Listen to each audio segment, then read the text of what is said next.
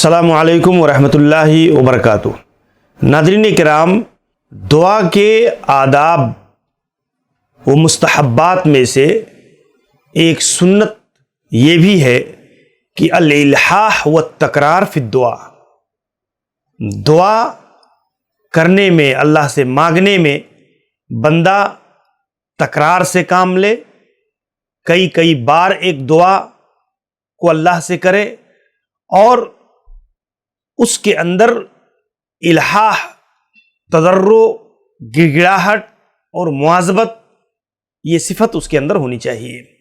जैसे कि आप देखें, उलमा ने जिक्र की है कि जो है अल्लाह रब्बुल आलमीन इल्हाह करने वालों को पसंद करता है।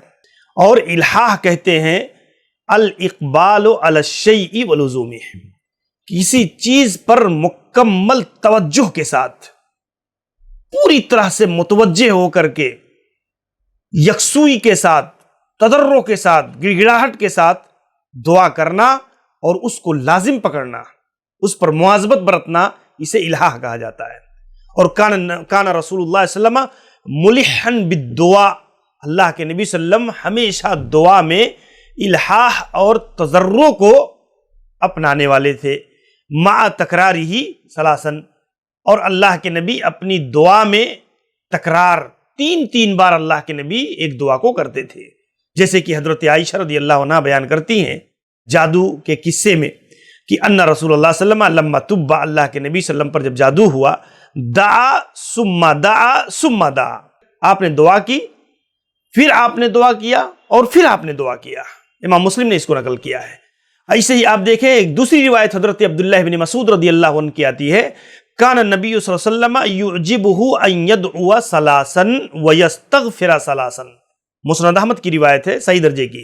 अल्लाह के नबी सल्लल्लाहु अलैहि वसल्लम जब दुआ करते तो आपका तरीका ये होता, आपको ये चीज पसंद होती, युजिबुहु अन यदउआ सलासन, कि तीन बार आप दुआ करते, तीन तीन बार आप इस्तिगफार तलब करते। तो ये भी दुआ के आदाब में से एक बुनियादी अदब है जो अल्लाह के नबी सल्लम के कौली और फेली अहादीस से साबित है।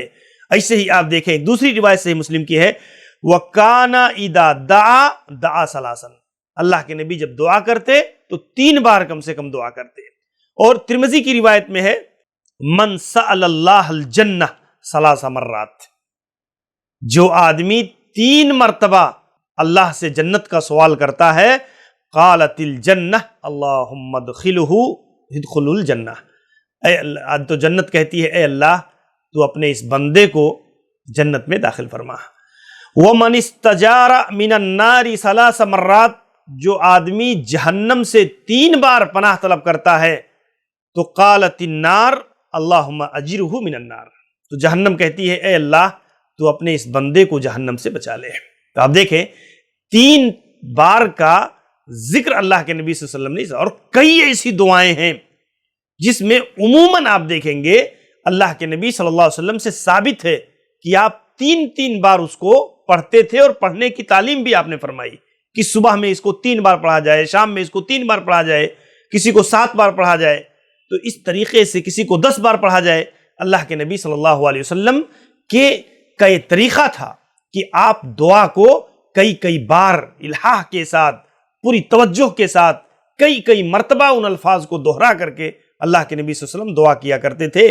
और इसीलिए आप देखें, इमाम औज़ाई रहमहुल्लाह जो है किबार ताबईन में से हैं, आप देखें इमाम औज़ाई रहमहुल्लाह कहते हैं, अफ़ज़लुद दुआ अल इल्हाह अलल्लाहि व तदर्रुह, दुआ का सबसे अफजल तरीका, बेहतर तरीका ये है कि पूरी तवज्जुह के साथ, तजर्रो के साथ, गिड़गिड़ाहट के साथ अल्लाह रब्बुल आलमीन से सवाल किया जाए, मांगा जाए।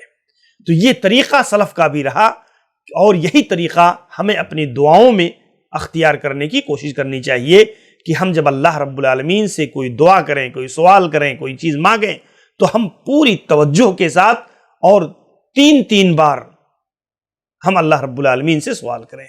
अल्लाह ताला हमें अपनी दुआओं में इन आदाब को बरतने की तौफीक इनायत फरमाए। अस्सलामु अलैकुम व रहमतुल्लाहि व बरकातुहू।